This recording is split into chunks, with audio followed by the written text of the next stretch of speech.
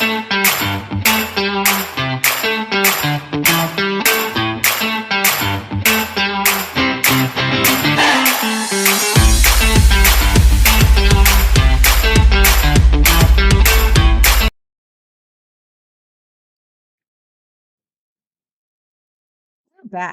You are listening to TurboCharge Your Business on the number one global business talk and news network on the internet, IBGR, International Business Growth Radio.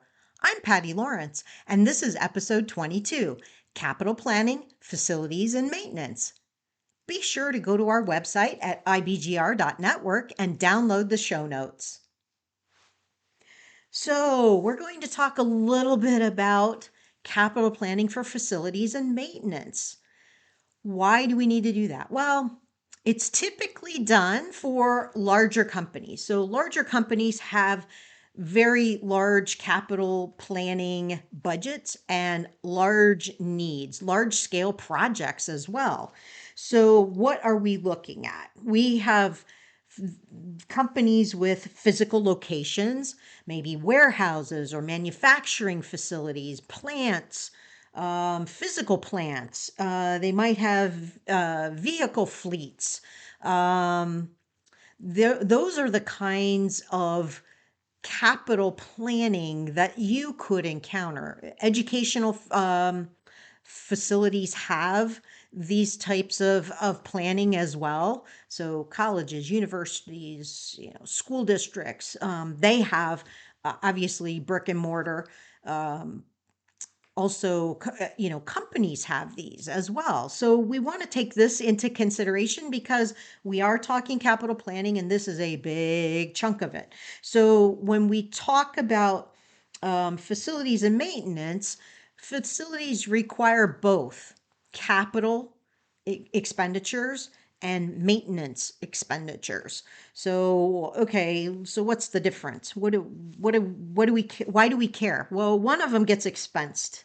It's a normal course of business. So when we talk about repairs and maintenance type spending, those are ongoing expenses of your business, and those go straight to your P&L. So what are those? Well, they are expenditures that go to sustaining your current revenue and profits.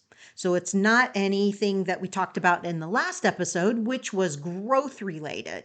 So we talked about new products, new markets, expanding your capacities, and those types of things. This is what you're doing now, day in and day out, sustaining that level of revenue. So whatever those activities are, if you've got a machine making widgets, and that breaks down, that's repair. Repair, even if it's a very large repair, it's still a repair. It's repairs and maintenance. And then also think about routine fixes and preventative maintenance. Okay, that's one that gets kicked down, kicked down the lane. Because a lot of companies are like, yeah, we'll fix it when it breaks, right? Ooh, your maintenance staff is probably not very happy with you because they have a schedule put together of their preventative maintenance that has to happen on such a day, and it cycles through all of the assets that are in service. I say all of them, but the ones that are getting used the heaviest, those are the ones that are going to require the maintenance on a more frequent schedule. So what you want to be doing is not kicking the can, because at some point you could have a catastrophic failure. So you want to catch it before it becomes a catastrophe, right? And it shuts everything down, and then you can't deliver to clients. You can't just, deliver to customers. That's a real issue. And kind of we're seeing that, right? We're seeing that in the whole issue that we're facing now with supply chain disruptions, right? Think of when COVID came, poof, it just shut everything down.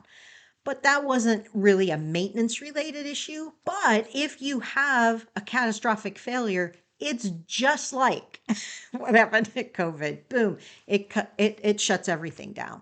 So let's keep on schedule and let's make sure that those preventative maintenance activities continue to happen.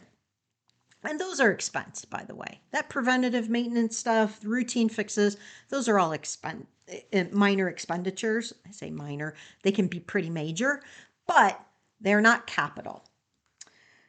Major upgrades and enhancements, however, that can extend the life of your asset is capital. That's capital planning. So you're totally changing the life, the longevity of that particular asset. Then that's a capital expenditure. So you'll want to make sure that you plan for that as you are looking at your maintenance budget, your facilities, we talked about the growth capital planning before, but when you're looking at facilities and maintenance type things, don't get caught. You got to make sure you get that one if it's going to increase the life of your asset. Also, it's usually tied to asset utilization and planned replacements. So we talked a little bit earlier about your preventative maintenance schedule. You also have your maintenance facility maintenance folks also have planned replacements. So when comes the point in time where you actually have to replace that particular asset because it's at the end of its useful life or somewhat beyond as well. But your folks probably have a plan for replacing certain pieces of equipment within your business because of the heavy use of it. So when that time comes, you'll want to make sure that you take that planned replacement schedule that your folks have, bring that to the financial folks and make sure it's part of your capital expenditure planning. Examples. Let me talk about a few examples. Safety related. So if you've got something that is an OSHA violation, you have to come into compliance with it. That is something that needs to be done ASAP. Also, you have compliance that's required for something that a new law is in effect. It goes into effect by whatever deadline there is. You need to make some capital improvements to fall into compliance with that. That needs to be in your capital planning. If you're pursuing ISO certification, maybe some related investments in that needs to come into play. And it's not growth related, obviously. It's compliance with ISO certifications. Also, excuse me, if you're looking at maybe you have a brick and mortar retail store and you're overhauling your entire store, you're refreshing it, that is also capital because you are reinvesting back into that facility and you're extending the life of that. That's pretty significant expenditure as well. Typically, these types of investments do not either have a very low or no return on investment because they are required, they're safety related, they're compliance related.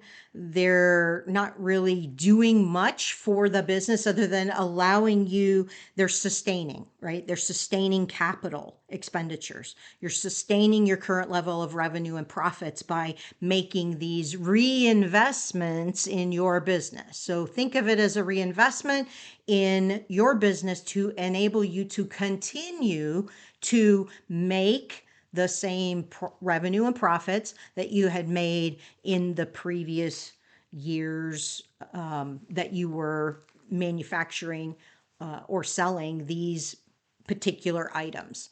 So that's going to be a big differentiator versus the growth capital is obviously related to growing your business. These, and those have ROIs related to them. In the maintenance kind of capital expenditures, and facilities capital expenditures, you're not going to have too much because it's sustaining capital, and it's related to the ability to continue to sustain your business and sustain the equipment that you are producing that revenue, the products that are earning you that revenue with.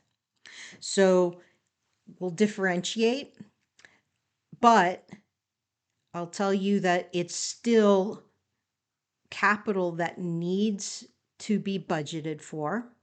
It needs to be in your capital plan, and your business needs to have this investment and reinvestment happen in the company to sustain the operations and sustain your revenue and profits, as well as be in compliance with the laws, with safety related, safety in general for your employees, as well as certification that allows you to gain business in a variety of markets.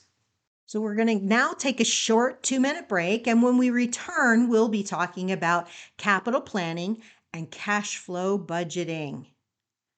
Check out my collection of free resources at turboexecs.com/turbocharge. And you can continue the conversation with me, Patty Lawrence, on LinkedIn. You've been listening to Turbocharge Your Business in episode 22, Capital Planning, Facilities and Maintenance, on the IBGR, International Business Growth Radio Network. I'm Patty Lawrence, and we'll be back after a short break.